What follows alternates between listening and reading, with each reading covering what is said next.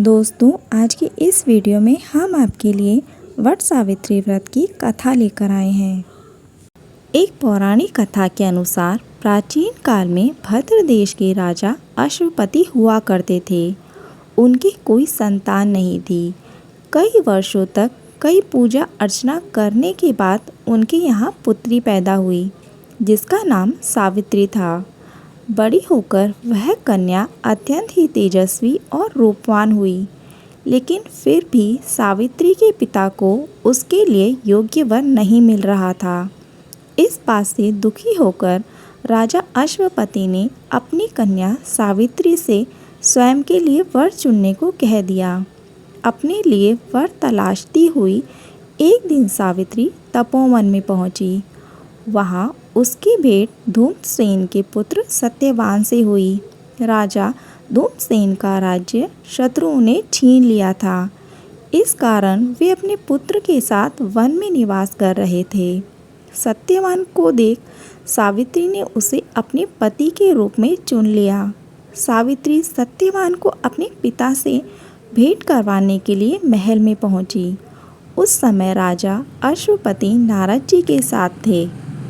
सावित्री ने सत्यवान का परिचय अपने पिता से करवाया और बताया कि सत्यवान को वो अपने पति के रूप में चुन लिया है। नारद जी को जब इस बात का पता चला तो उन्होंने राजा अश्वपति से कहा, राजन, ये आप क्या कर रहे हैं? सत्यवान बहुत ही गुणवान, बलवान और धार्मिक व्यक्ति है, लेकिन उसकी अल्प आयु है। उसकी 1 वर्ष बाद ही मृत्यु हो जाएगी। यह सुन राजा बहुत ही चिंतित हो गए। नारद जी ने सावित्री को चेतावनी देते हुए कहा कि तुम जिस राजकुमार से विवाह करना चाहती हो वो अल्पायु है। 1 वर्ष बाद ही उसकी मृत्यु हो जाएगी। यह सुन सावित्री ने कहा, मैं एक आर्य कन्या हूँ जो एक बार ही अपने पति को चुनती है और राजा भी एक बार ही आज्ञा देता है, इसीलिए मैं सत्यवान से ही विवाह करूंगी। सावित्री अपने निर्णय पर अडिग रही।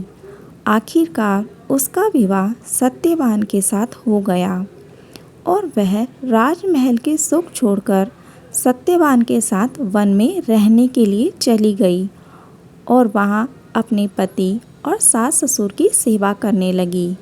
सावित्री अपने पति की लंबी आयु के लिए उपवास करती।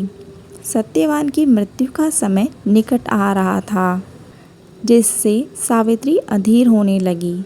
सत्यवान की मृत्यु का दिन आ गया और वह जंगल में लकड़ी काटने के लिए गया। सावित्री भी उसके पीछे पीछे चल पड़ी। सत्यवान लकड़ी काटने के लिए पेड़ पर चढ़ा तो उसके सिर में असहनीय दर्द होने लगा। वह पेड़ से नीचे उतरा और मूर्छित हो गया। सावित्री ने अपने पति का सिर अपनी गोदी में रख लिया। उसी समय यमराज सत्यवान के प्राण लेने के लिए आ गए।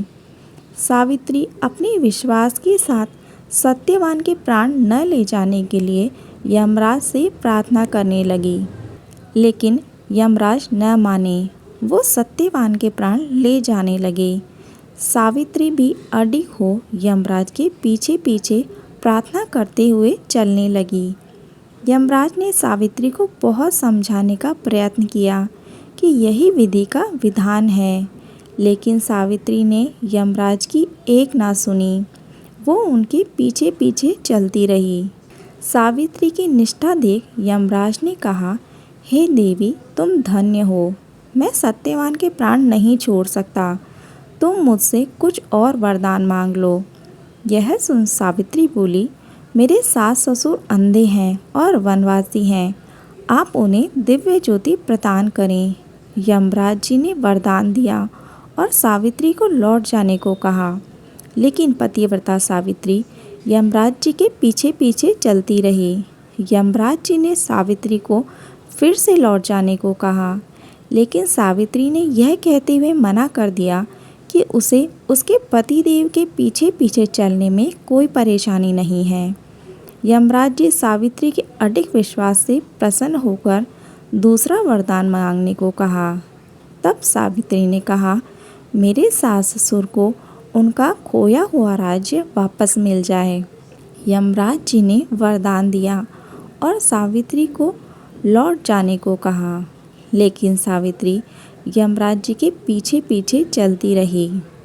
यमराज जी ने प्रसन्न होकर तीसरा वरदान मांगने को कहा। सावित्री ने कहा, मैं सत्यवान के 100 पुत्रों की माँ बनना चाहती हूँ। सावित्री की पति भक्ति को देख यमराज जी ने तथास्तु कहा। यह सुन सावित्री बोली, मेरे पति के प्राण तो आप लेकर जा रहे हैं, तो आपके पुत्र प्राप्ति का वरदान कैसे पूरा होगा। तब यमदेव ने सत्यवान के प्राण को पास से मुक्त कर दिया और अंतर ध्यान हो गए। सावित्री दौड़कर वट वृक्ष के नीचे गई, जहाँ सत्यवान का मृत शरीर था। वहाँ जाकर उसने देखा सत्यवान के मृत शरीर में जीव का संचार हो रहा था। कुछ देर में सत्यवान जीवित हो उठा और दोनों खुशी खुशी अपने घर लौटे। घर जाकर देखा उनके माता पिता की आंखों की ज्योति लौट आई है और उनका खोया हुआ राज्य वापस मिल गया है। सावित्री सत्यवान की ये कथा सुनने से वैवाहिक जीवन सुखपूर्वक व्यतीत होता है और पति पर आया संकट दूर होता है। मेरे द्वारा कही हुई कथा आपको कैसी लगी, प्लीज़ कमेंट करके बताइएगा। राधे राधे।